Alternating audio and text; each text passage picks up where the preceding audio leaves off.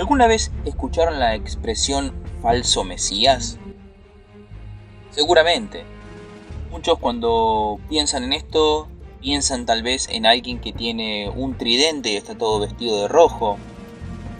Muchos piensan, como aparece este tema en el mundo protestante y evangélico, un supremo hombre que dominará y construirá el tercer templo y que se sentará en Israel.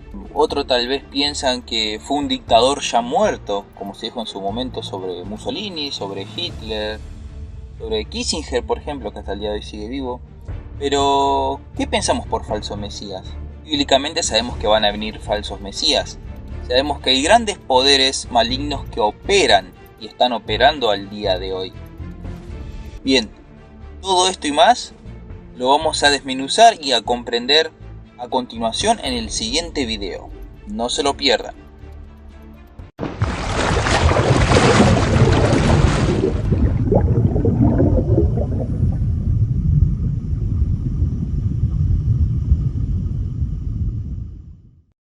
Algo a destacar a todos los oyentes es que traeremos a colación temas muy inusuales. Nos adentraremos y leeremos citas, al igual que cartas, de cabalistas, ¿sí? Y algunos esotéricos, los cuales, por ejemplo, tenemos a Albert Pike, a Elena Blavatsky, tenemos a Alice Bailey, ¿sí? Y sus discípulos. Veremos que hay partes muy bíblicas con respecto a lo que ellos predicen que va a suceder y la Biblia ya con miles de años nos anticipaba.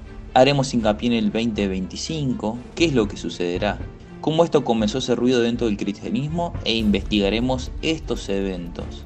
Aclaro que nosotros no ponemos fechas, sino que damos las fechas que ellos mismos escriben y dan por su propia cuenta. Todo esto lo veremos a continuación.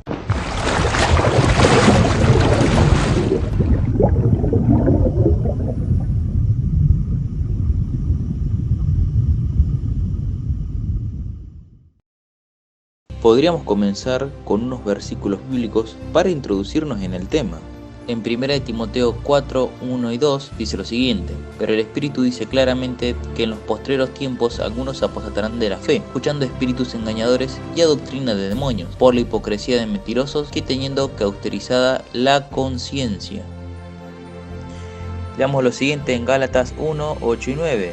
Mas si aún nosotros o un ángel del cielo os anunciare otro evangelio diferente del que hemos anunciado, sea anatema.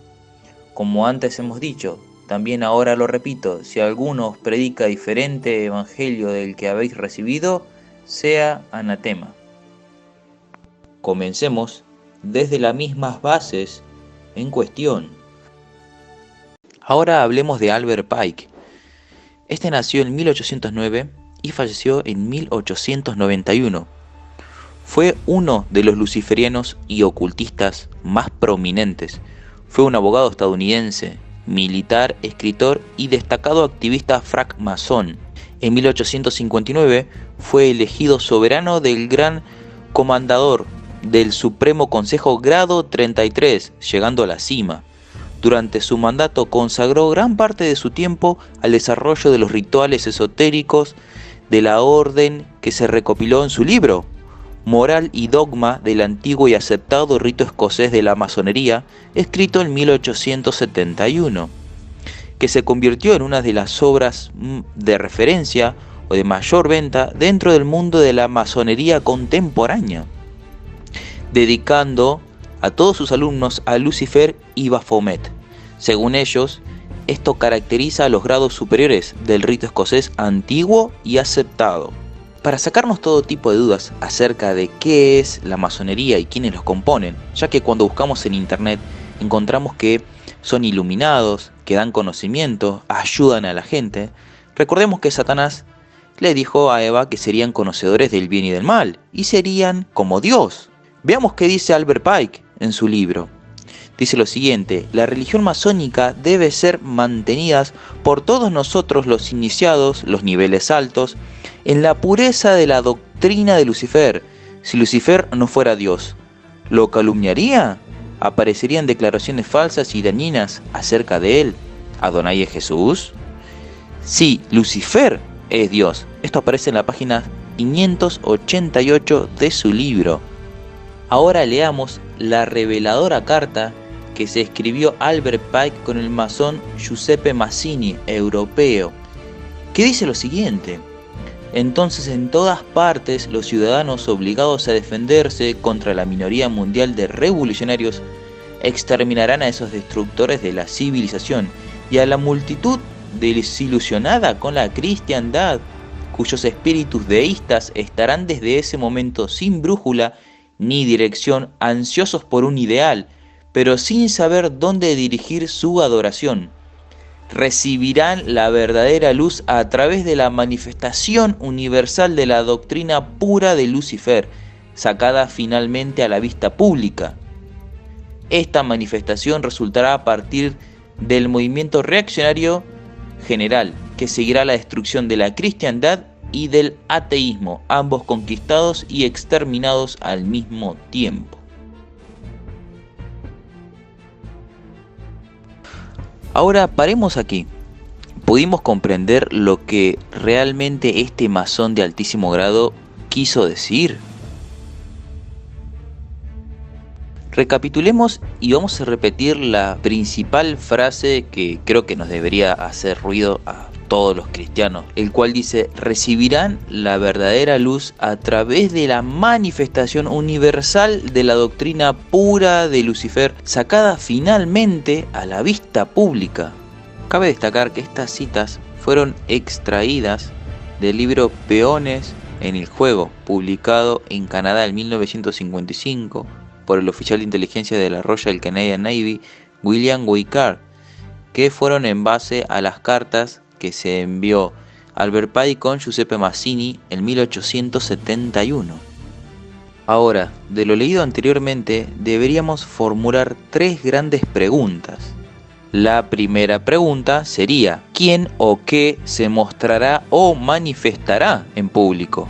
Según analizando lo que dice la Real Academia Española sobre lo que es manifestación, deja bien claro que es mostrarse o aparecer, es decir, es más allá de algo meramente empírico, sino que va a ser algo físico que se va a poder ver, lo cual se va a mostrar al público, bien claro como dice la frase de Albert Pike. La segunda pregunta sería: ¿a qué se refiere cuando habla de manifestación sacada a la vista pública? Esto, evidentemente, es algo o alguien que todos veremos, pero Cristo claramente nos advierte sobre esto. Nuestro Señor Cristo Jesús nos advirtió y nos dejó clara evidencia de cómo serían los engaños en los tiempos finales. Y un ejemplo de esto es en Mateo 24, 23 y 24, donde dice lo siguiente: entonces, si algunos dijere, mirad, aquí está el Cristo, o mirad, allí está, no lo creáis, porque se levantarán falsos cristos y falsos profetas, y harán grandes señales y prodigios, de tal manera que engañarán, si fuera posible, aún a los escogidos.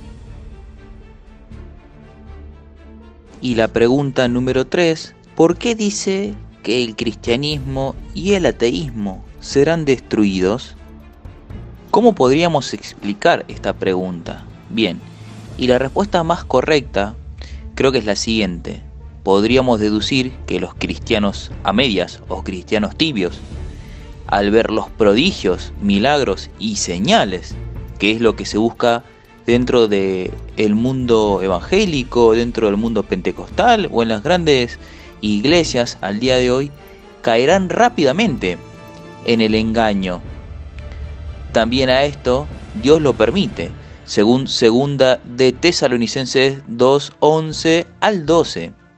Mientras que los ateos, que vean semejantes prodigios de ver cómo desciende fuego del cielo, por ejemplo, según Apocalipsis 13:3, serán atrapados en estos falsos prodigios. En esto, la hermana White nos deja una cita inspirada más que interesante. A medida que nos acerquemos al fin del tiempo, habrá una demostración cada vez mayor de poder pagano. Deidades paganas manifestarán su notable poder y se exhibirán a sí mismas ante las ciudades del mundo, y esta situación ha comenzado a cumplirse. Testimonios para los ministros página 117.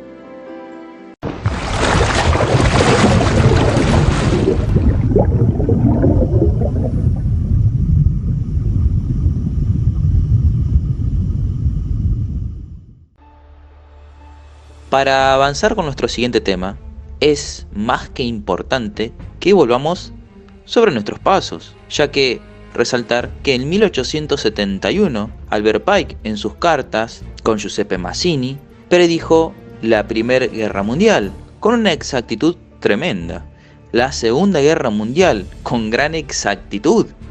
También habla de una Tercera Guerra Mundial. Claramente todo esto está planeado desde un inicio. ¿Para qué? Para el famoso reordenamiento mundial.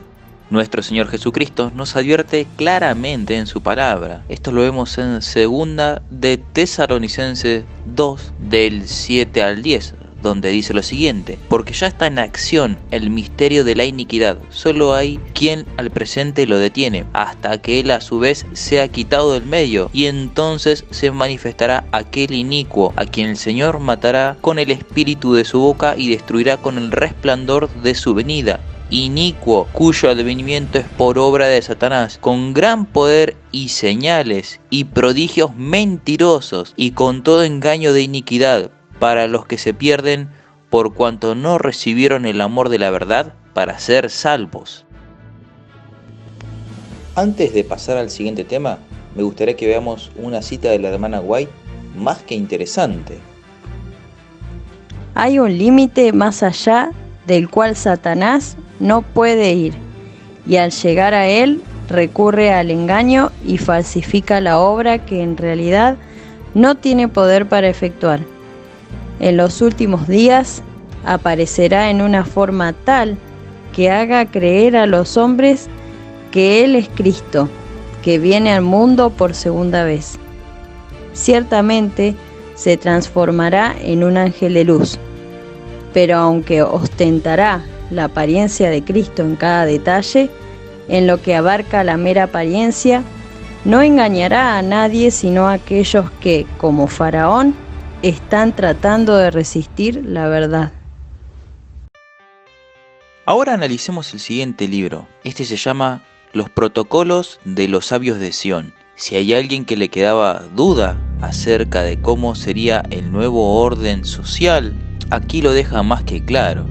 Este fue escrito en 1902 y anticipa cosas que para su época eran totalmente impensadas. Destacar que este libro es un libro completamente creado en el ámbito de la masonería y fue un libro tomado por dictadores como por ejemplo Adolf Hitler para justificar su matanza sobre los judíos. Este plan sistemático, como ya habíamos hablado, fue creado en 1902 y es claramente un mapa de lo que vendría en el mundo ítem por ítem o paso a paso. Es decir, se habla de guerras mundiales cuando todavía no había sucedido ninguna, de revoluciones mundiales, se habla de el control de la prensa cuando en esa época tan solo había inventos como el telégrafo y recién comenzaba sus inicios la radio. También habla de la importancia del antisemitismo en la causa de la masonería, habla también de gobiernos mundiales cuando eso era totalmente impensado en esa época.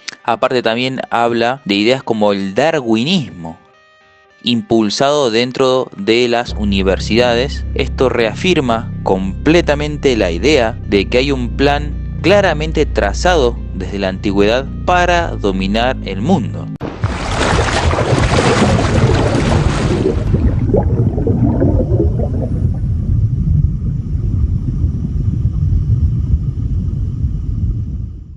Ahora vamos a analizar a alguien que tomó las ideas y la doctrina de Albert Pike, las impulsó a otro nivel, mezclando la masonería, budismo y varias artes esotéricas orientales. Esta autora es Helena Blavatsky, también conocida como Madame Blavatsky. Esta vivió en 1831 a 1891. Fue una escritora, ocultista y teósofa rusa. Fue la fundadora también de la Sociedad de Teosofía y contribuyó a la gran difusión justamente de esta. Sus libros más importantes son Isis sin velo y La doctrina secreta. escrita paradójicamente en 1888. Dice ella misma en sus palabras que fue su obra maestra. También sabemos que en el pueblo conocido de Dios, 1888 es una fecha muy importante, ya que se dio el mensaje de justificación por la fe. Dato curioso que me pareció muy importante agregar sobre Blavatsky es que llegó a Londres, donde fundó la revista Lucifer. Tiempo más tarde, Helena recibió una supuesta visita de sus maestros tibetanos, podríamos decirlo con muchas comillas, que le dieron, según ella, dos opciones: la opción de morir y librarse de su cuerpo enfermo, ya que sufría de una enfermedad terminal, o la otra era continuar, vivir y acabar la doctrina secreta escrita en 1888, la cual fue la opción que eligió, que fue publicada simultáneamente su obra en Londres y Nueva York. Madame Blavatsky explicó que escribió tanto Isis sin velo como la doctrina secreta con la ayuda de los Mahatma, y que algunas veces le transfirieron su conciencia a su cuerpo en un proceso llamado tulku, lo que llamaríamos, cristianamente hablando hoy, una posesión demoníaca. Blavatsky y su religión dicen que no es eso, que esto es considerado la emanación de la mente sobre otra persona. También lo llaman la palabra reencarnación.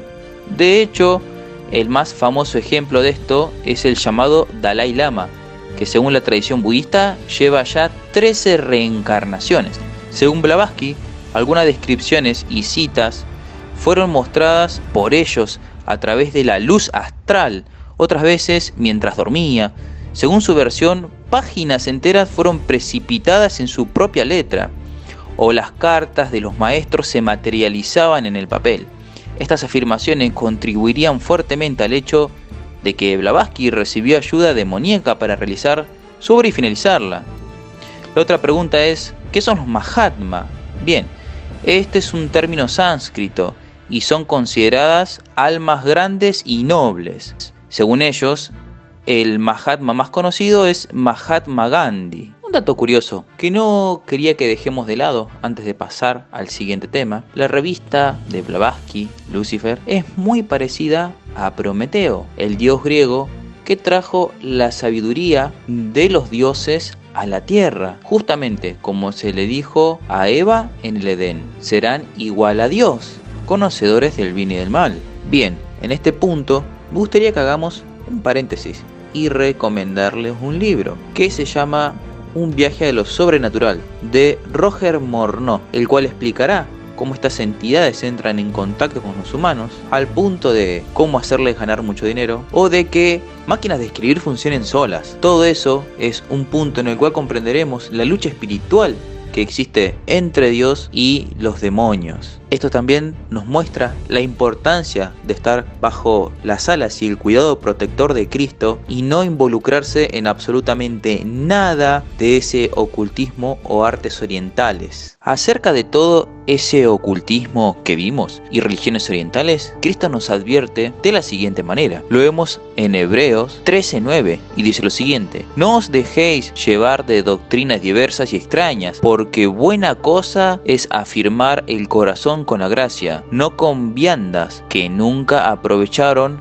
a los que se han ocupado de ellas. Ahora, veamos otro ejemplo que nos deja Cristo en su palabra. Este se encuentra en 1 de Juan 4:1-5, que dice lo siguiente: amados, no creáis a todo espíritu, sino que probad los espíritus, si son de Dios, porque muchos falsos profetas han salido por el mundo. En esto conoced el Espíritu de Dios. Todo espíritu que confiese que Jesucristo ha venido en carne es de Dios, y todo espíritu que no confiese que Jesucristo ha venido en carne no es de Dios. Y este es el espíritu del anticristo, del cual vosotros habéis oído que viene, y que ahora ya está en el mundo. Hijitos, vosotros sois de Dios, y los habéis vencido, porque mayor es el que está en vosotros que el que está en el mundo. Ellos son del mundo, por eso hablan del mundo, y del mundo los oye. Para poder continuar con nuestro tema, es más que importante poder analizar los frutos que dio la escuela de teosofía de Blavatsky. Y entre ellos, entre grandes admiradores, seguidores y estudiosos de Blavatsky, encontramos a Mahatma Gandhi, por ejemplo, Adolf Hitler, Rudolf Hess,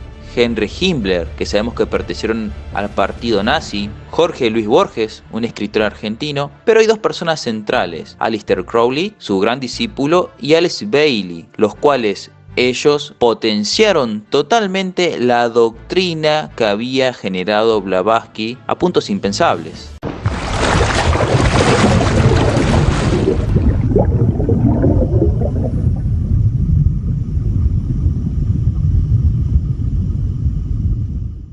Ahora vamos a hablar del primer discípulo de Blavatsky conocido, llamado Edward Alexander Crowley. Nació en 1875 y murió en 1947, más conocido como Aleister Crowley, cuyo apodo era la Gran Bestia 666. Esto era debido a lo despiadado y sádico que se lo conocía. Fue un influyente ocultista, místico, alquimista, líder de la Orden del Templo de Orientes u Otto. Hoy en día es conocido por sus escritos sobre magia, especialmente por el Libro de la Ley, también conocido como el Libro de Telma. Llegó a ser célebre ocultista, conocido entre los medios esotéricos como Baphomet, uno de los nombres mágicos que adoptó. Dos de sus obras más renombradas son La magia de la teoría y la práctica y el libro de Bill Legis. En su tarot, como otros lugares, fusionó la magia occidental, como el misticismo exótico, el gnosticismo, el budismo tántrico, por ejemplo, la alquimia, la sociología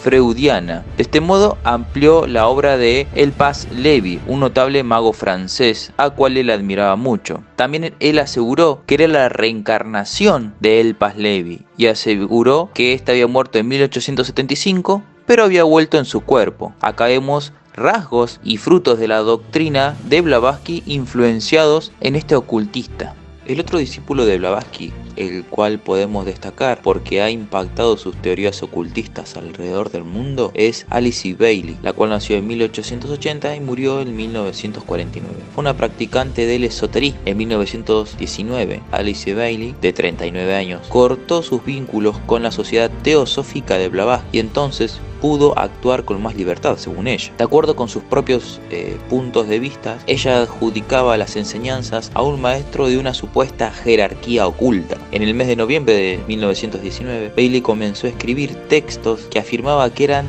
dictados telepáticamente por un tal tibetano, o Deka, como lo llamó ella. Publicó esos textos con el título La iniciación humana y solar. Allí dio a conocer la existencia de una jerarquía espiritual que Madame Blavatsky ya había difundido. Alice Bailey profundizó estas enseñanzas. Tiempo más tarde reveló que el tibetano Deka era el maestro de Djwhal Khul. Ella escribió usando el nombre del maestro durante 30 años, entre 1919 hasta su muerte en 1949. Claramente vemos una conexión directa entre Blavatsky y Alice Bailey, ya que algunas corrientes asociadas al New Age o Nueva Era sostienen que Djwhal Khul era el maestro, en este caso de Alice Bailey, fue un maestro tibetano dentro de una antigua tradición esotérica. El cual Djwhal es una manera francesa de escribir Jwal, basado en la palabra sánscrita Jwala, que significa quemante, ardiente, antorcha o iluminación. Podríamos traducirlo como una antorcha pequeña o antorcha que ilumina. Esto suena muy similar, como hablamos anteriormente, a Prometeo, el supuesto dios que había traído la sabiduría a la humanidad. El maestro de cada tibetano, o Djwhal Khul, como también se lo conoce, le indicó a Alice Bailey que tienen que hacer, generar u rezar la gran invocación. ¿Sí? ¿Qué es esto? Es un mantra que la escritora afirmó haber recibido directamente de su propio maestro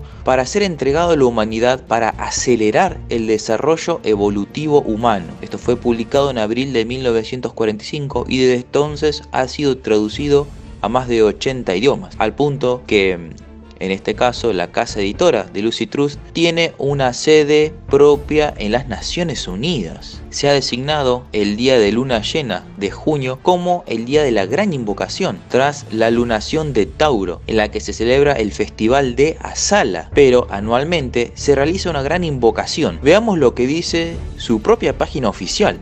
Pero la máxima invocación de todas, la cual se espera y se augura, es la invocación del 2025. ¿Qué tiene de especial esta fecha que no sepamos? ¿Hay algo dicho en su sitio oficial? Bien, veamos. Entre las declaraciones muy llamativas o atípicas que tiene la página, podemos encontrar la siguiente que creo que destaca por el resto de las demás. Y dice así: Hoy millones de personas de todas las religiones esperan la reaparición del instructor del mundo, que esperan el avatar bajo nombres tales como el Cristo, el Señor Maitreya, Krishna, el Mesías, el Imam Mahdi y el Bodhisattva. El uso de la gran invocación es una de las herramientas más potentes de la humanidad para preparar la conciencia humana para la reaparición de ese instructor del mundo.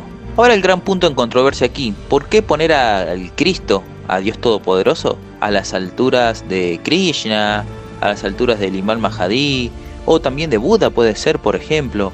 Bien, busquemos más ejemplos respecto a esto. Otra de las citas, el cual compara a Cristo Jesús, nuestro Señor, con deidades paganas, los encontramos en el libro Externalización de la Jerarquía, el cual dice lo siguiente: la jerarquía espera, ha hecho todo lo que era posible en cuanto al presente oportunidad. El Cristo aguarda en paciente silencio, atento al esfuerzo de materializar su trabajo en la tierra, y le permitirá continuar el esfuerzo que inició hace 2000 años en Palestina. Todo concuerda mucho al misterio de la iniquidad, el cual Pablo habla, que se puso en marcha a partir de la ida de Cristo al cielo. Y sigue diciendo lo siguiente, la cita: el Buda también espera a fin de desempeñar su parte. Buda está muerto, no sabemos qué parte podría desempeñar. Si a la brevedad le ofrece la oportunidad, todo depende de la correcta acción de las personas de buena voluntad.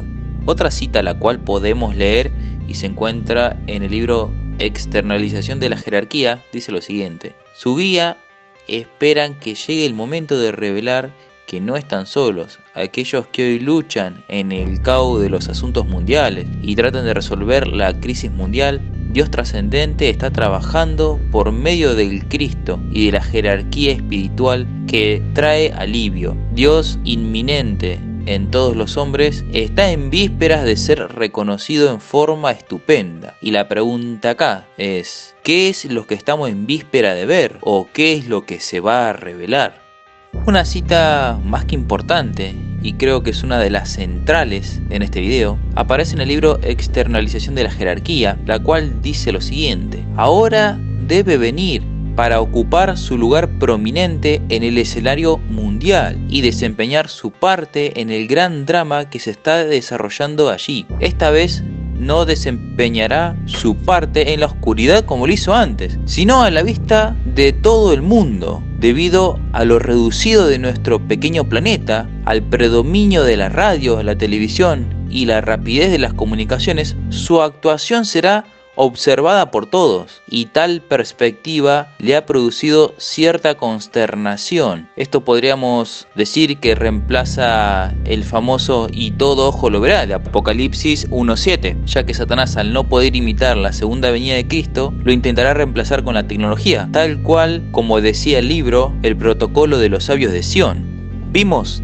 desde las primeras citas que algo está a punto de aparecer, de emerger o de mostrarse. Pero ¿qué es lo que está a punto de mostrarse?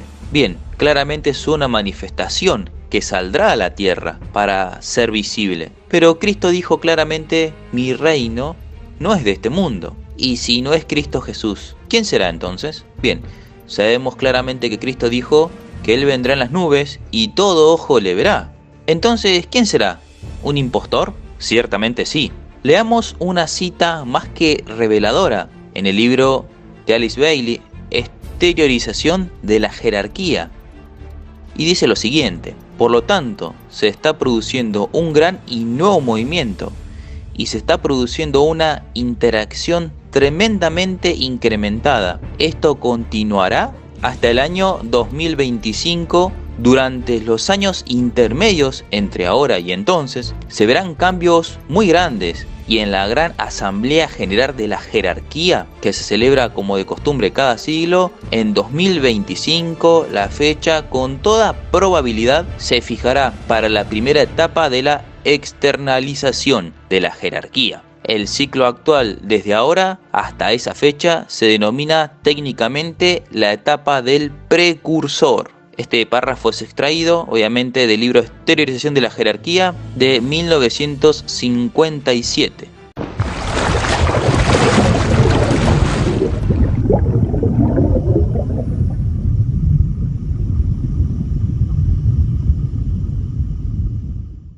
Antes de avanzar en el tema, me gustaría dejarle un breve resumen. Más que todo, ya sabemos quién es Alice Bailey, pero ¿quién es Lucy Trust? Esa ONG que al punto que tiene un estatus parlamentario y voto dentro de la Organización de las Naciones Unidas. Vamos a dejarle este breve video, el cual no deja absolutamente nada al azar y es más que interesante. Alice Bailey, who founded the Lucius Trust, which is the publishing house which prints and disseminates United Nations material. This connection shows the New Age and pagan nature of the UN and the New World Order. Lucius Trust was established in 1922 as Lucifer Trust by Alice Bailey, which disseminates the books of Bailey and Helena Blavatsky. Bailey changed the name to Lucius Trust because Lucifer Trust revealed the true nature of the New Age movement too clearly.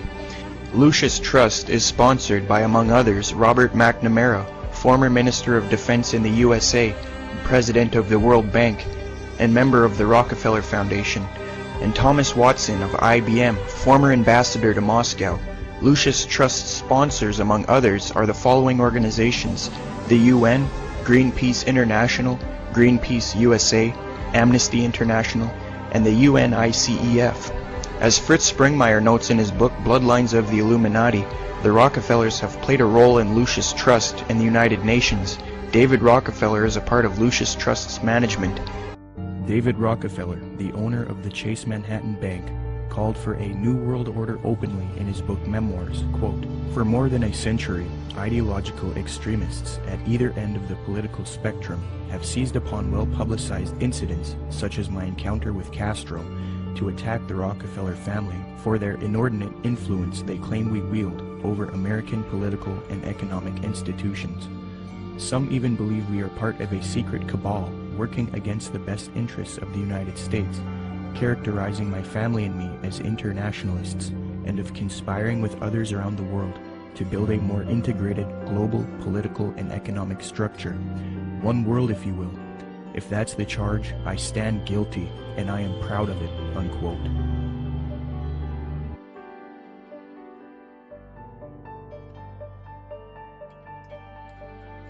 What are those? Those are heavy-duty environmental organizations. Save the whales, save the dolphins.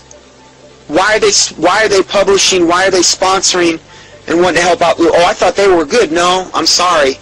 I'm not saying that I don't want to save the whales or preserve animal rights and things like that. I love animals, okay? But the problem you run into this is an organization like Greenpeace. Who are they yoked up with? Well, their efforts seem noble. Well, their efforts ultimately are going to lead to a planet where they're going to take away our rights because Mother Gaia has to be preserved. So although some of what they do is noble, okay, trying to protect, or it seems noble, the reality is who they've yoked themselves up with are the most hardcore globalist, elite, Illuminati that you can possibly be. But see, again, this is how Satan does things. United Nations, if you read their literature, comes under the banner of peace, love, destroying poverty, feeding the hungry, all this other stuff. When in reality, they're actually doing the exact opposite, if the truth be known. Author of Saviors of the Earth, The Politics and Religion of the Environmental Movement. This particular belief system is really that philosophical expression of what we would normally call pantheism, the belief that nature is God, God is found in all things. And this is really the official religion or belief or philosophy of the United Nations. And it's expressed, it has some real downsides to it because it means basically if a law benefits man at the expense of nature, then that law is bad because it violates the basic theology of their belief system that everything should be equal. Humans shouldn't benefit at the expense of nature. Now you carry that far enough and ultimately you get to the point where no law is good because every law benefits man at the expense of nature and man himself is bad. It has to do with this notion that human beings are a resource to be managed rather than individuals with rights that the state has to protect. As to the environmental aspect of this, there is a dogma in the environmental movement that holds that human beings are simply part of a democratic biosphere, that we have no more innate right to be here than any other species. There are too many of us, and we are exercising our influence in the biosphere in ways that are improper. And in order to reduce the burden upon our holy, sacred Mother Earth, it is necessary to reduce the aggregate numbers of the human population. And I think it's rather interesting to note as well that the type of people who fret about excess population never consider themselves to be among the surplus. No one did more to popularize the idea of the Earth Spirit than Alice Bailey. It was her writing that influenced the Gaia religion of the United Nations, which will play an important role in the coming world government. Lucius Trust promulgates the work of a, quote, ascended master, a spiritual being who was working through or in Alice Bailey for some 30 years. The Lucius Trust Publishing Company and their many fronts carry out the work of a Luciferian, quote, master plan for the establishment of something they call the Age of Aquarius. Lucius Trust is a powerful institution that enjoys consultative status with the United Nations, which permits it to have a close working relationship with the UN, including a seat on the weekly sessions, but most importantly, influence with powerful business and national leaders throughout the world. Through its founding of World Goodwill, Lucius Trust is, quote, aggressively involved in promoting a globalist ideology. Bailey's influential occult organization is tied to an international conspiracy of elitists like the Council on Foreign Relations, the Bilderbergs, and the Trilateral Commission. A spirit that called itself Deja Kul wrote many books through her. These included a plan that detailed many aspects of a world government that she called the New World Order. Quotes like, in a preparatory period for the New World Order, there will be a steady and regulated disarmament. It will not be optional. No nation will be permitted to produce and organize any equipment for destructive purposes or to infringe the security of any other nation. She actually outlines the process of how to prepare humanity for the New World Order in a section of her book, Externalization of the Hierarchy, called Steps Towards the New World Order. In another section called The Problem of Government, she appears to lay out the plan that would later become the basis for the Trilateral Commission by outlining how to divide the world into 3 blocks. But first she states this, coming now to the realm of government under the New World Order, one is faced with a very complex situation. Various basic trends of thought are appearing which, in the New World Order, will unfold in that major synthesis so much desired by the spiritual hierarchy of the planet. In addition to being one of the founders of the ideals and philosophies of those planning global governance, her writings also gained immense fame with another people group, that is of the so-called New Age. Her extensive writings served as the foundational beliefs of the New Age movement to this day.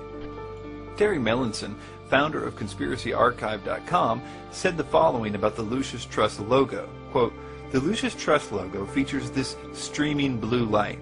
The New Age symbol invented by Foster Bailey, Alice Bailey's 32nd degree Freemason husband, has a plethora of symbolic imagery. The symbol, according to Lucius Trust, is, quote, set in a limitless field of blue, which signifies the sphere of life expression of our solar logos. Superimposed upon the triangle of New Age forces is the 5-pointed star. In her book, Rays and Initiations, Alice Bailey reveals that the solar logos is Lucifer himself. 2 organizations spawned by Alice Bailey's work, the Lucius Trust and the World Goodwill Organization, are both staunch promoters of the United Nations. He also says, Alice Bailey founded the Arcane Esoteric School.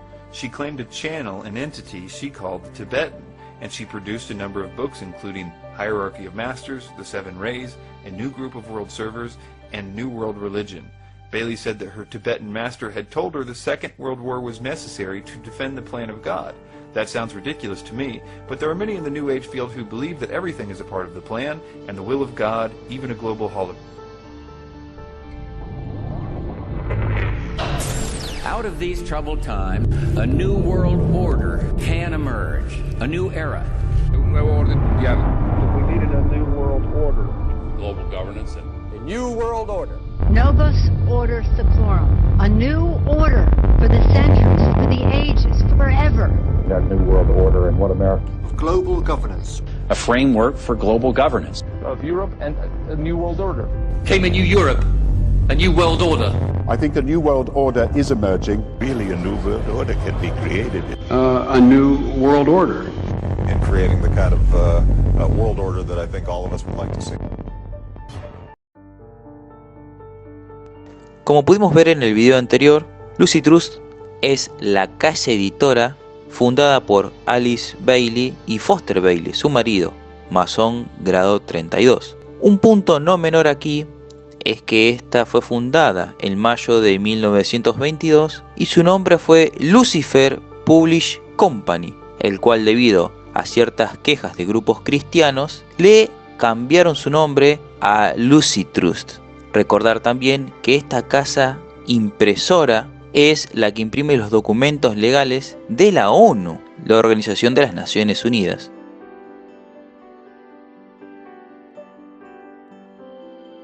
Ahora en la siguiente imagen veremos todas las obras literarias de Alice Bailey, pero hay dos en las cuales vamos a hacer hincapié.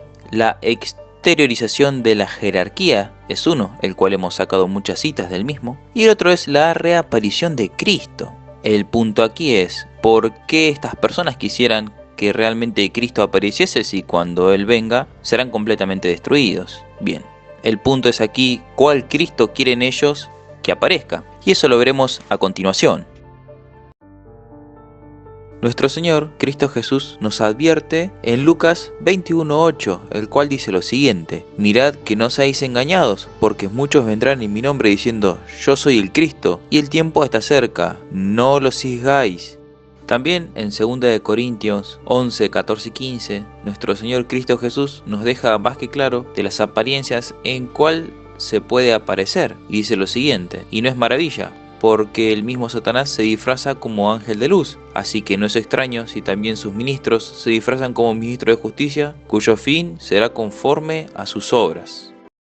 Sobre este tema, la hermana White deja unas citas más que interesantes. El acto capital que coronará el gran drama del engaño será que el mismo Satanás se dará por el Cristo. Hace mucho que la Iglesia profesa esperar el advenimiento del Salvador como consumación de sus esperanzas. Pues bien, el gran engañador simulará que Cristo habrá venido. En varias partes de la tierra, Satanás se manifestará a los hombres como ser majestuoso, de un brillo deslumbrador, parecido a la descripción que del Hijo de Dios da San Juan en el Apocalipsis. La gloria que le rodee superará cuanto hayan visto los ojos de los mortales. El grito de triunfo repercutirá por los aires. ¡Cristo ha venido! ¡Cristo ha venido! El pueblo se postrará en adoración ante él, mientras levanta sus manos y pronuncia una bendición sobre ellos, como Cristo bendecía a sus discípulos cuando estaba en la tierra. Su voz es suave y acompasado, aunque llena de melodía. En tono amable y compasivo, enuncia algunas de las verdades celestiales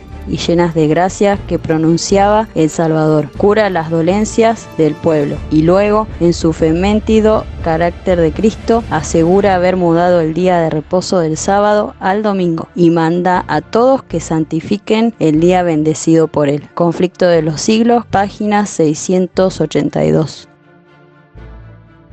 La hermana White también da otra cita, la cual nos advierte y nos pone en guardia. Vendrá haciéndose pasar por Jesucristo, obrando poderosos milagros, y los hombres se posternarán y lo adorarán como si fuera el Salvador. Se nos ordenará rendir culto a ese ser a quien el mundo glorificará como a Cristo. ¿Qué haremos? Debemos decirles que Cristo nos ha puesto en guardia precisamente contra semejante adversario, que es el peor enemigo del hombre, aunque afirme ser Dios, que cuando Cristo se manifieste lo hará con poder y gran gloria, acompañado por cientos de millones y millares de ángeles, y que cuando venga reconoceremos su voz. Ahora vamos a irnos del otro lado de la vereda. Vamos a leer una cita de un libro de Alice Bailey, el cual se llama justamente La reaparición de Cristo, el cual vimos anteriormente. Y dice lo siguiente: vendrá a corregir los errores y las malas interpretaciones de quienes han osado interpretar sus sencillas palabras en términos de su propia ignorancia, y a reconocer a aquellos cuyo fiel servicio ha hecho posible su retorno. Nuestro Señor Cristo Jesús nos advierte acerca de cómo el enemigo tergiversa y tuerce las Escrituras. También nos advierte acerca de sus acechanzas y de sus engaños. Esto lo podemos ver, por ejemplo, en 2 Corintios 11:3, el cual dice lo siguiente: pero temo que como la serpiente con su astucia engañó a Eva, vuestros sentidos sean de alguna manera extraviados de la sincera fidelidad a Cristo. También vemos en Efesios 6:11 que dice lo siguiente: vestíos de toda la armadura de Dios para que podáis estar firmes contra las acechanzas del diablo. Sobre este tema, la hermana White deja unas citas más que interesantes. Satanás aparecerá en el campo de batalla y se hará pasar por el Cristo. Tergiversará, aplicará torcidamente y pervertirá todas las cosas que pueda. Testimonios para los ministros, página 411. A partir de este punto, las citas de la hermana White se vuelven más que interesantes con respecto a cuál es el verdadero objetivo del enemigo en tergiversar y torcer la verdad. Veamos qué es lo que dicen las citas. Declarará que el día de reposo fue cambiado del séptimo al primer día de la semana, y como señor del domingo presentará ese día de descanso espurio como prueba de lealtad a su persona.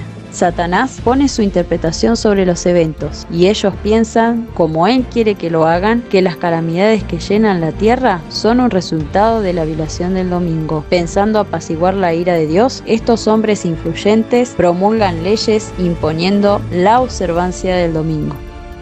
Y luego el gran engañador persuadirá a los hombres de que son los que sirven a Dios los que causan esos males. La parte de la humanidad que haya provocado el desagrado de Dios lo cargará a la cuenta de aquellos cuya obediencia a los mandamientos divinos es una reconvención perpetua para los transgresores. Se declarará que los hombres ofenden a Dios al violar el descanso del domingo, que este pecado ha traído calamidades que no concluirán hasta que la observancia del domingo no sea estrictamente obligatoria, y que los que proclaman la vigencia del cuarto mandamiento, haciendo con ello que se pierda el respeto debido al domingo y rechazando el favor divino, turban al pueblo y alejan la prosperidad temporal. Conflicto de los siglos, página 72.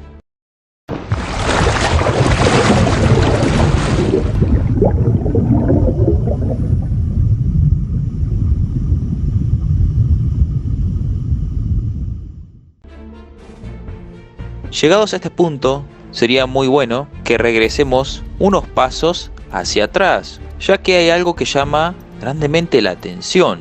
El punto es, la casa editora Lucy Trust, ¿qué tendría que ver una casa editora con el desarrollo sostenible del planeta? Bien, vayamos a su sitio web para obtener más información.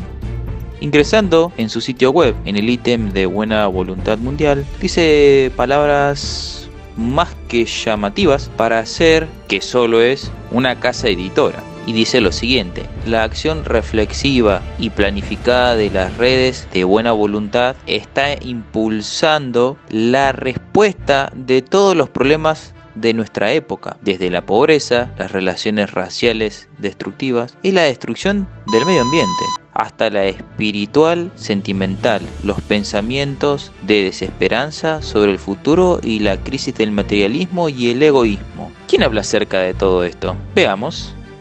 Guiándonos con todas estas pruebas, podemos concluir, como dice el viejo refrán, todos los caminos conducen a Roma, en este caso a Roma papal católica. Destacar que cuando hablamos de Roma papal no hablamos de los feligreses, de las personas en sí, sino que hablamos del sistema propiamente dicho. En este caso, el Papa Francisco dice estar muy preocupado por los pobres, al punto de hacer jornadas mundiales por los pobres. Y decir incluso, por ejemplo, que el que toca a un pobre toca la mismísima carne de Cristo, algo para nada bíblico. Los pobres, los abandonados, los enfermos, los marginados son la carne de Cristo. Ahora, veamos qué hablan acerca del materialismo. Este corto video es más que paradójico, ya que el Banco del Vaticano se encuentra entre los 5 bancos más ricos del planeta. Resistir al encanto del materialismo. Ese ha sido el mensaje para las más de 50.000 personas que acudieron este jueves en Daejeon, al sur de Seúl, para asistir a la misa del Papa Francisco, antes de la ceremonia oficial de su viaje a Corea del Sur. Ahora veamos qué dice acerca de las alteraciones planetarias. Menciona también la crisis ecológica y hace una fuerte crítica a los poderes económicos. Nuestra casa se va a la ruina y perjudica a todos, especialmente a los más pobres. Por lo tanto, la mina es una apelación para la responsabilidad, basándose en la tarea que Dios ha dado al hombre en la creación: cultivar y mantener el jardín en el que se colocó. Invito a todos a aceptar con el corazón abierto este documento, que sigue la doctrina social de la Iglesia. Invito a todos a aceptar con el corazón abierto este documento, que sigue la doctrina social de la Iglesia. Tengamos algo en cuenta. Cuando hablan de aceptar con el corazón abierto este documento, lo que nos quieren decir es que aceptemos o que el mundo acepte la encíclica Laudato Si, es decir, que se apliquen estas medidas a nivel mundial y ellos, el sistema papal romano católico, establecerse como cabeza moral del planeta mediante un nuevo orden social para, según ellos, cuidar a los pobres y apaciguar la destrucción planetaria mediante la observancia del domingo. Bien, tal vez esto que decimos suena muy conspiranoico, podríamos decirlo de una manera, pero veamos qué es lo que dicen sus propias palabras. De este miércoles en la Plaza de San Pedro, el Papa Francisco lamentó el sistema económico vigente que se ha especializado en el disfrute de bienes individuales y explota ampliamente los lazos familiares. Pidió a los líderes mundiales que se comprometan a crear un nuevo orden social. Pidió a los líderes mundiales que se comprometan a crear un nuevo orden social que rompa la espiral perversa entre familia y pobreza que afecta a numerosos países. La pobreza azota a muchas familias en las periferias de las grandes ciudades y también en algunas zonas rurales. Muchas veces se ve agravada por la guerra, que es sin duda la madre de todas las pobrezas.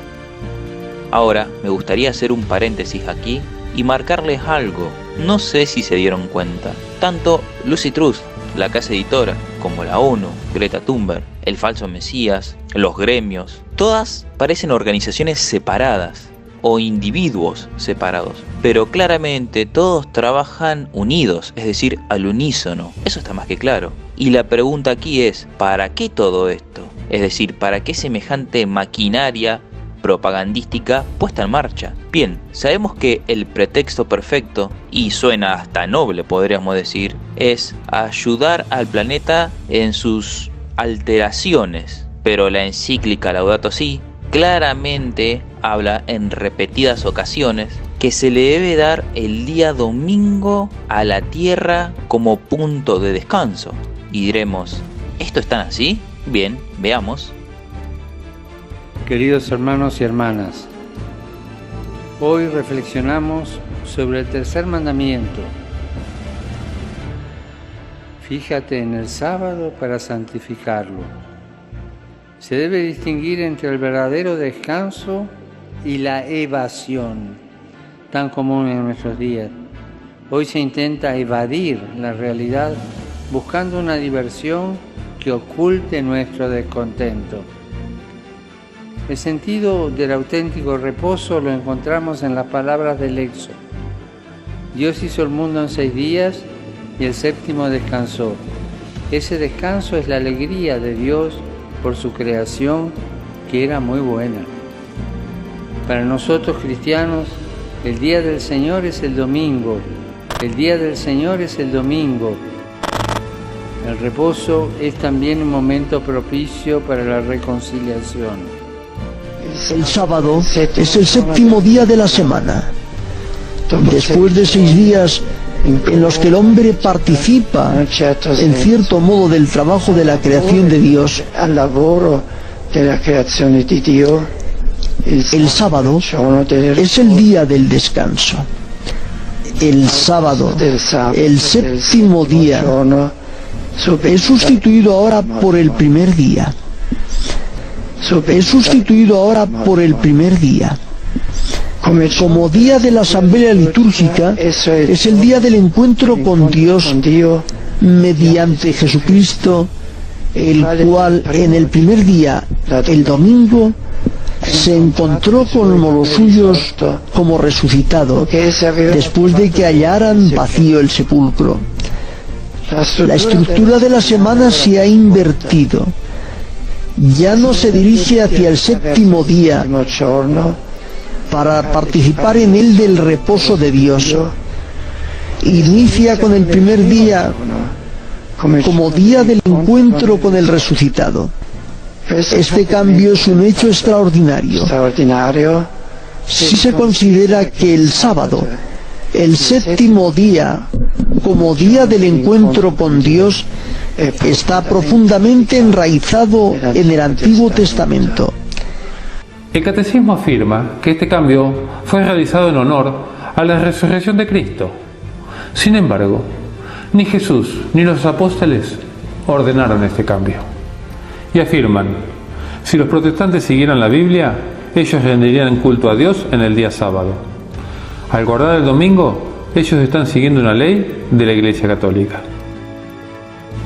Cita sacada de su propio libro es el numeral 237 en la página 179. Dice lo siguiente: el domingo, la participación en la Eucaristía tiene una importancia especial. Ese día, así como el sábado judío, se ofrece como un día de sanación de las relaciones del ser humano con Dios. Y sigue diciendo, así el día de descanso cuyo centro es la Eucaristía derrama su luz sobre la semana entera y nos motiva a incorporarnos en el cuidado de la naturaleza y de los pobres. Como vimos anteriormente, la intención de este sistema no es el cuidado planetario, sino más bien es imponer su marca mediante un nuevo orden social. También pide ante los organismos internacionales, como la ONU, que a los que no cumplan estas leyes o decretos solicitadas en la encíclica Laudato Si, sean tratados como enemigos de la humanidad. Y acá es cuando todo se vuelve más que interesante, ya que significa que a los que guarden el verdadero día de reposo, es decir, el sábado bíblico y no el domingo papal, ¿serían acaso esto un acto contra la paz y la humanidad? Sí, claramente sí. Sabemos que todo esto de Laudato Si es una treta, un engaño revestido dentro de un lindo paquete que casi todo el mundo aceptará gustosamente, según Apocalipsis 13:3. Como vemos aquí, el ya fallecido y ex Papa Juan Pablo II está claramente hablando como la bestia, ya que dice que quien viole la santidad el domingo tiene que ser castigado como hereje. Eso nos retrotrae a los años de la Inquisición católico-romana, que se hacía brutalmente en Europa, exterminando a millones. Una pregunta que le surgiría a muchos sería: ¿cómo sabemos que a este sistema papal solo le interesa que se guarde el domingo? ¿Y qué tiene que ver esto con la marca de la bestia? Bien, veamos. Vamos a ver las declaraciones oficiales de la Iglesia Católica y debajo de ellas la descripción de dónde pueden encontrar las mismas. Y dice lo siguiente: la observancia del domingo de parte de los protestantes es un homenaje que ellos rinden, muy a su pesar, a la autoridad de la Iglesia Católica. Y sigue diciendo: el domingo es la marca de nuestra autoridad. La Iglesia está por encima de la Biblia y esa transferencia de la observancia del sábado es prueba de esto. Y una frase más que llamativa dice lo siguiente: quizás lo más atrevido, el cambio más revolucionario que la Iglesia jamás haya hecho ocurrió en el primer siglo. El día santo, el Shabbat, fue cambiado del sábado al domingo. Se eligió el día del Señor, dicen ellos, no por ninguna indicación dadas en las Escrituras, sino por el sentido que tenía la Iglesia de su propio poder. Aquellos que creen que las Escrituras deben ser su única autoridad deberían en lógica convertirse en adventistas y observar la santidad del sábado. Esto suena a que están retando a los protestantes. Y en el siguiente mensaje son más que directos y dice lo siguiente: la Iglesia cambió la observancia del sábado al domingo por el derecho divino y la autoridad infalible concedida a ella por su fundador, Jesucristo, según ellos. El protestante, proponiendo la Biblia como su única guía de fe, no tiene ninguna razón para observar el domingo. En esta cuestión, los adventistas del séptimo día son los únicos protestantes coherentes. Propias palabras de ellos. Y acá identifica quiénes son los enemigos de ellos. Aclaremos también el siguiente concepto. Todo aquel que espera la segunda venida de Cristo es adventista, y que guarda el séptimo día es adventista del séptimo día. Es decir, ellos están apuntando directamente contra los que guardan los mandamientos de Dios y tienen la fe de Jesús, según Apocalipsis 14:12. Llegados a este punto, me gustaría hacer una salvedad, en la cual no es menor. Si nosotros ingresamos o tomamos un catecismo de la Iglesia Católica, también lo podemos ver por internet, vemos lo siguiente. Dice que el sábado es el día del Señor. Cuando ingresamos en la página 543, vemos claramente que ellos mismos reconocen el sábado como día del Señor, un día que constantemente niegan. Es decir, son una contradicción a sí mismos, ya que contradicen la Biblia, que el sábado no es el día del Señor, cuando sabemos que sí. Ellos dicen que el domingo es el día, pero en su propio catecismo dice claramente que el sábado es el día del Señor. ¿Y qué es lo que dicen acerca de todo este pueblo que guarde los mandamientos y las leyes de Éxodo 20? Veamos. Claramente este es el pensamiento católico romano papal sobre los protestantes o el pueblo de Dios que guarde los mandamientos y tenga la fe de Jesús. Vemos un ejemplo que el Papa habla y dice lo siguiente: ser cristiano no se reduce a cumplir los mandamientos. Según Juan 14:15, Cristo deja más que claro: si me amas, guarda mis mandamientos. También dice en otro comentario, el Papa recuerda que Jesús cambió la prioridad de los mandamientos. Sabemos que Jesús no cambió absolutamente nada, sino que Cristo mismo dijo: ni una jota ni una tilde será cambiada. Y el Papa Francisco también dice que los cristianos que siguen la ley se olvidan de la justicia, son hipócritas. Tenemos que recordarle al Papa Francisco, como dijo el apóstol Pablo, que la ley es santa, justa y buena. Es decir, la ley es todo.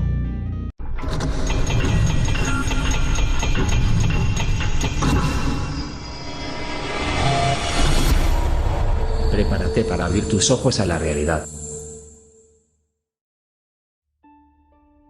Como vimos anteriormente, este sistema ataca sistemáticamente la ley de Dios. También se contradice a sí mismo todo el tiempo, ya que dice una cosa, pero sus escritos dicen otra.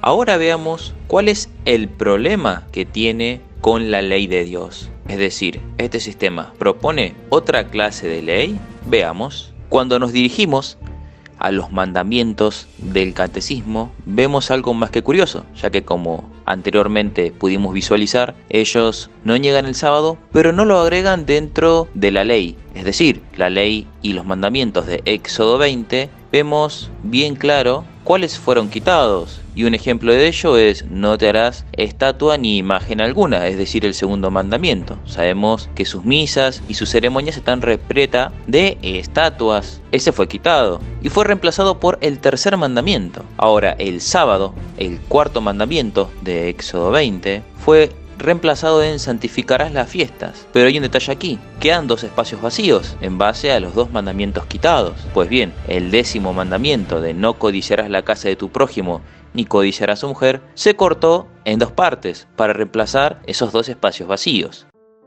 Nuestro Señor Jesús nos advirtió claramente que existiría un poder que intentaría cambiar o alterar los designios de Dios. Esto lo podemos leer en Daniel 7:25 y dice lo siguiente: y hablará palabras contra el Altísimo, y a los santos del Altísimo quebrantará, y pensará en cambiar los tiempos y la ley, y serán entregados en su mano hasta tiempos y medio tiempo. Ahora vayamos a analizar dos grandes puntos, es decir, podríamos analizar a los protestantes evangélicos, los cuales dicen tener el testimonio de Jesús, y analicemos el mundo judío, los cuales dicen ser los protectores de la ley de Éxodo 20.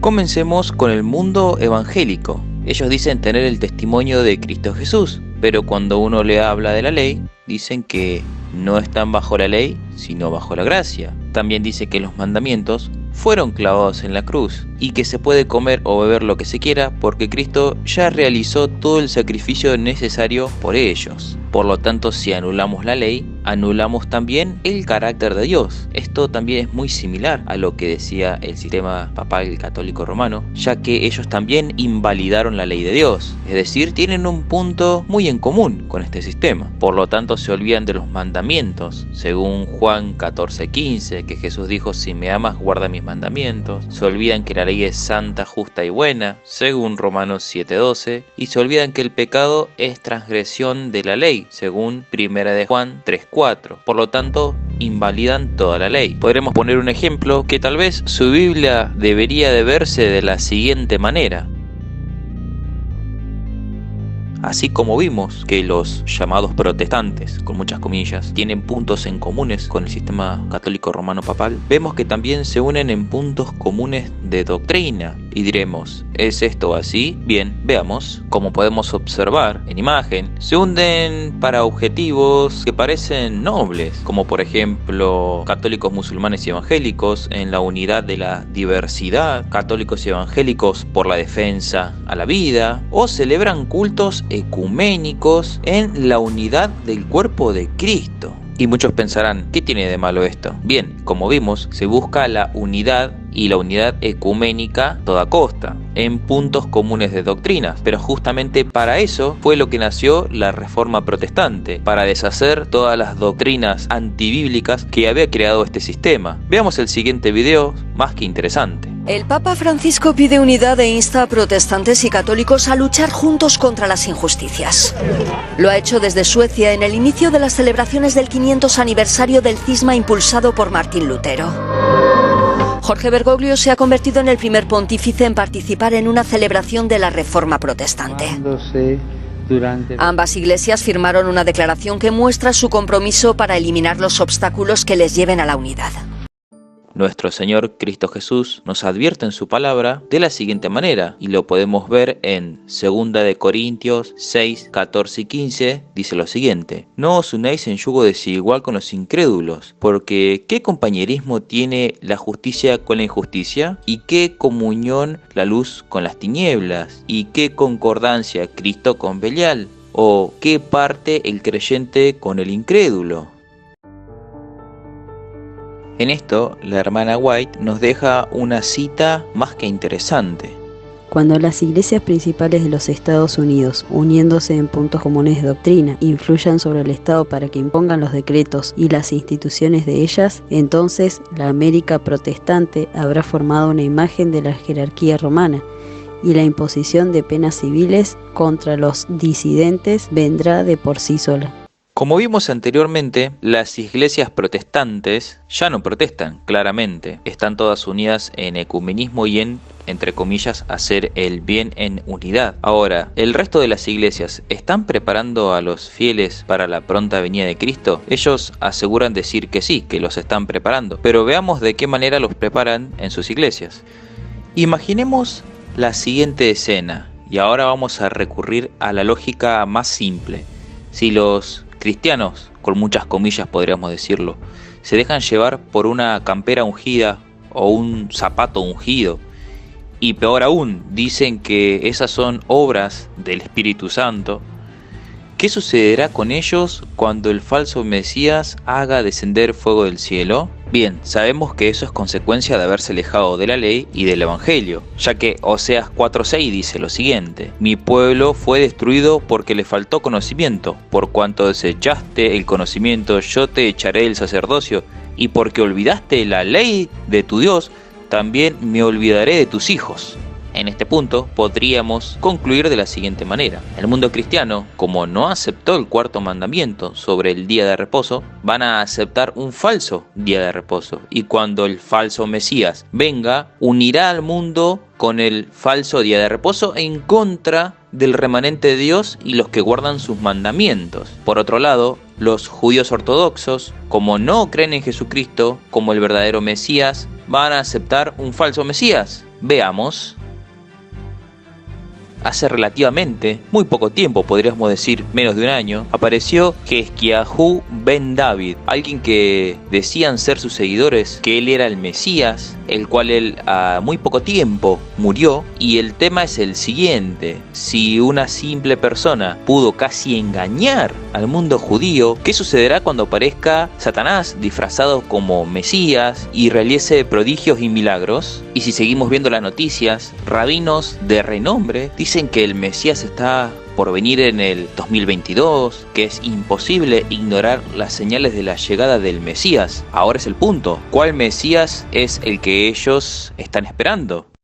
Sabemos que a Cristo Jesús no lo están esperando justamente, ya que Él fue rechazado por ellos. Y veamos algunos versículos para entrar en contexto.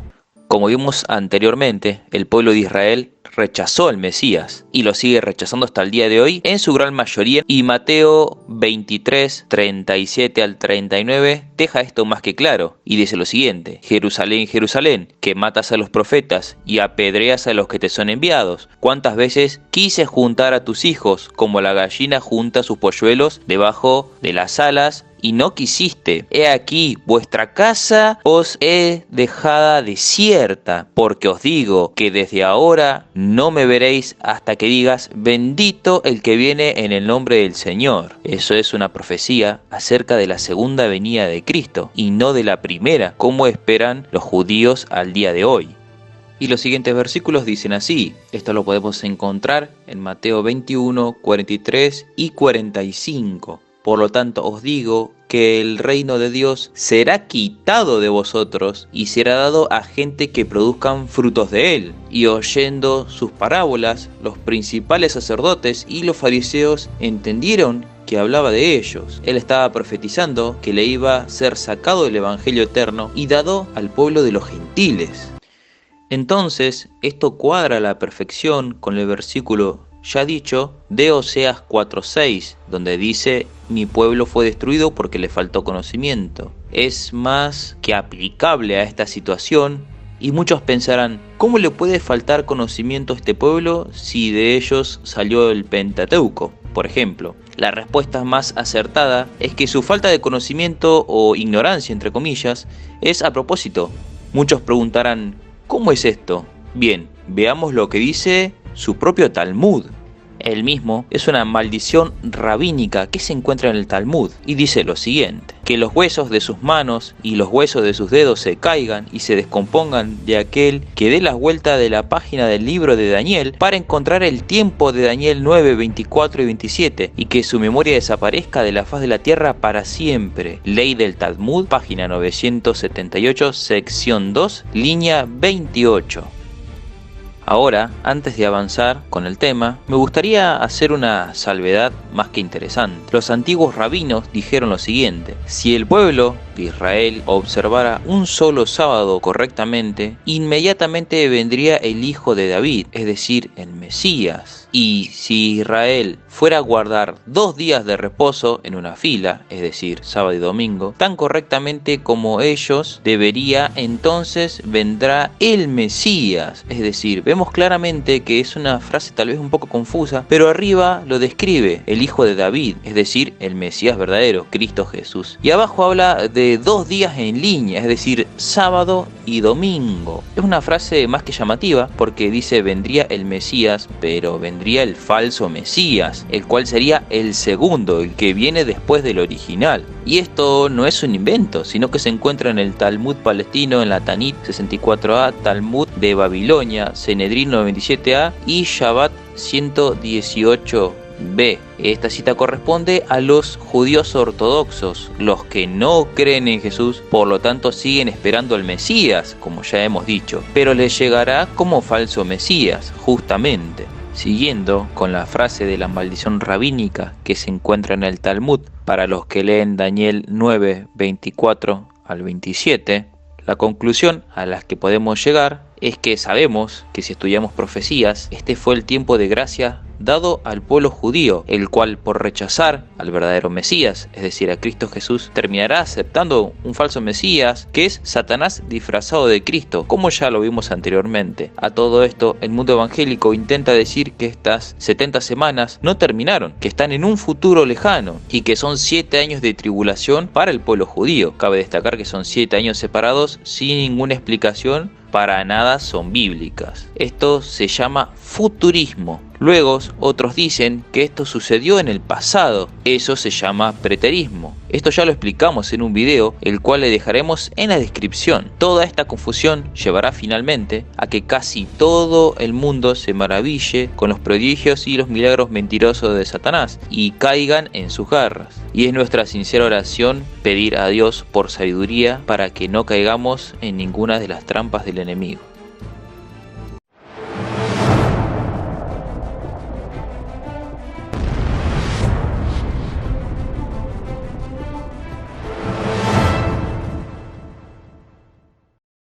En nuestra sección de desenmascarar mentiras vamos a tratar un tema muy llamativo y un tema que ha circulado mucho dentro del budismo oriental o dentro de las artes orientales, el cual es que Jesús trabajó simplemente como un carpintero o Jesús fue a meditar en el Tíbet. Como muchos de ellos dicen, ¿aprendió artes del budismo y meditación? Bien, todo eso y más lo veremos a continuación. Hay un libro el cual habla de los años perdidos de Jesús, entre comillas podríamos decirlo, o años oscuros, que hace referencia al periodo indocumentado entre la infancia de Jesús y el comienzo de su ministerio, según nos relata el Nuevo Testamento. Los evangelios relatan el nacimiento de Jesús y el subsiguiente viaje a Egipto para librarse de la furia de Herodes en Mateo 2 del 13 al 23. Hay una referencia general a que María y el joven Jesús vivieron en Nazaret. Esto lo encontramos en Mateo 2:23, Lucas 2, 39 al 40. También hay un relato sobre la visita de José, María y Jesús a la ciudad de Jerusalén para celebrar la Pascua, cuando Jesús tenía 12 años. Esto lo encontramos en Lucas 2, 41 al 50. La hipótesis sobre los años oscuros, entre comillas, de Jesús es del periodo de entre los 12 años a los 30 años. Varios autores han afirmado haber encontrado supuestas pruebas de la existencia de escritos en India y Tíbet que apoyan la creencia de que Cristo estuvo en la India durante este periodo de su vida. Se citan antiguas creencias de varios lugares de la India de que Jesús pasó por allí en la antigüedad. Un manuscrito sobre una visita de Jesús al Tíbet fue relatado por Nicolás Notovich en 1894. Subsiguientemente, varios otros autores escribieron sobre el asunto, incluyendo un líder religioso de Misra, Ghulam Hamad en 1899, también Levi Douglin en 1908 y Swami Abendanada. También tenemos otro ejemplo de Nicolás Roerch en 1923 a 1928. También otros autores lo hacen llamar el Evangelio de Acuario de Jesús el Cristo. El Evangelio de Acuario por Levi Douglin fue escrito en 1908 y ha sido publicado constantemente desde entonces y ha sido traducido a varios idiomas. Afirma ser la historia verdadera de la vida de Jesús, incluyendo los 18 años perdidos, entre comillas, silenciados en el Nuevo Testamento. El relato sigue al joven Jesús a través de la India, Tíbet, Persia, Siria, Grecia y Egipto. Y hagamos un paréntesis aquí, y casualmente son los mismos lugares o países que viajaba Alice Bailey y Elena Blavatsky para aprender artes ocultas y esoterismo. ¿Recuerdan que al principio del video hablamos del libro de Elena Blavatsky, Isis sin velo? Pues bien, ella toma la historia de la supuesta visita de Jesús al monasterio tibetano de Emis y la deja plasmada en su libro, Isis sin velo, lo que causa mayor empuje a este mito de Jesús en el Tíbet. También remarcar que tanto Blavatsky como Alice Bailey dicen tener la doctrina pura de Cristo Krishna y de Cristo Buda, lo que significa que ellas, utilizadas por Satanás, buscan rebajar a Cristo al punto de deidades paganas.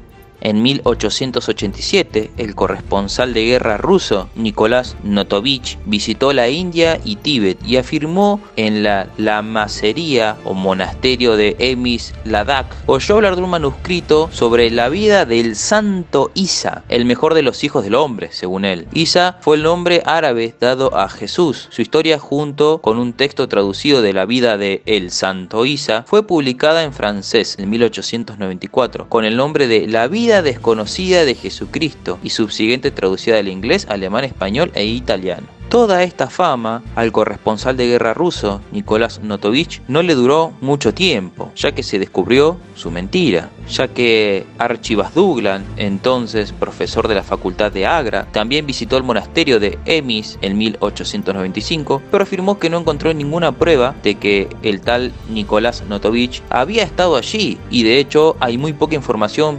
bibliográfica acerca de Notovich y no hay registro ni siquiera de su muerte. De hecho, el escritor Edgar Guspet, en su libro Bulos Bíblicos Famosos, afirma que el abad principal de la comunidad Emis firmó un documento denunciando a Notovich como un mentiroso categórico.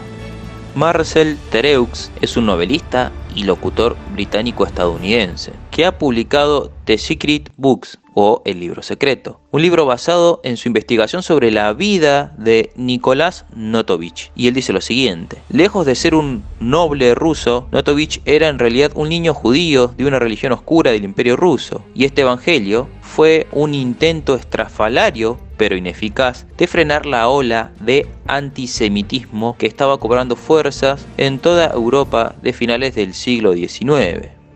En base a todas las evidencias mostradas y a la nula información de que Cristo viajó por esos lados, del que solo existen mitos, podemos concluir, por lo tanto, que las historias de los años perdidos de Jesús es una mentira desenmascarada.